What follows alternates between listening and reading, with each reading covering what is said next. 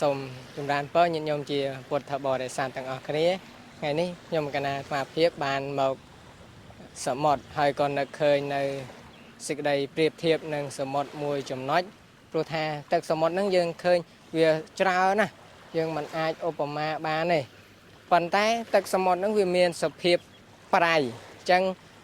វាអត់អាចជាប្រយោជន៍ដល់ជនទាំងឡាយបានទេបងព្រោះថាជនណាតែងតែស្រេកឃ្លាននៅទឹកអីហ្នឹងក៏มันអាចមកសំណាក់អាស្រ័យនឹងទឹកសមុទ្រនឹងបានទេมันអាចយកទឹកសមុទ្រនឹងមកបរិភោគបានទេព្រោះវាមានសភាពប្រៃប៉ុន្តែទៅមើលនឹង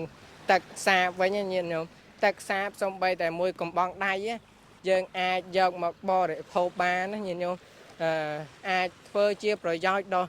ជនច្រើនអ្នកបានដែរវាអាចធ្វើជាប្រយោជន៍ដល់បុគ្គលដែលកំពុងតែស្រេកឃ្លាននៅទឹកនឹងបានទៀត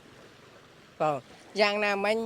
មកសំដៅដល់មនុស្សយើងវិញញាតិញោមមនុស្សខ្លះហ្នឹងមានទ្រព្យធនធានច្រើនប៉ុន្តែជាមនុស្សកំណាញ់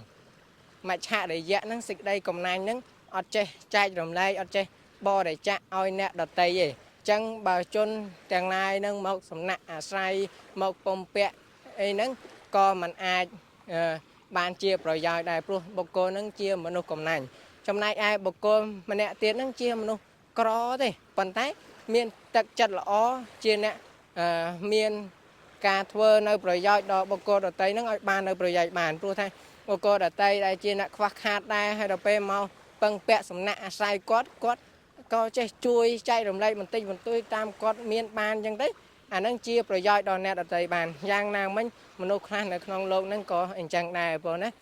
បើអ្នកខ្លះហ្នឹងជាមនុស្សដែលមានទឹកចិត្តល្អចេះចែករំលែកអញ្ចឹងទៅប្រៀបបីដូចជាទឹកសាបអញ្ចឹងប៉ុន្តែមនុស្សណាដែលជាមនុស្សកំណាញ់អត់ចេះធ្វើទានអត់ចេះចែករំលែកធ្វើជាប្រយោជន៍ដល់បុគ្គលដទៃបានហ្នឹងប្រៀបបីដូចជាទឹកសមុទ្រអញ្ចឹងឯងសូមអនុមោទនា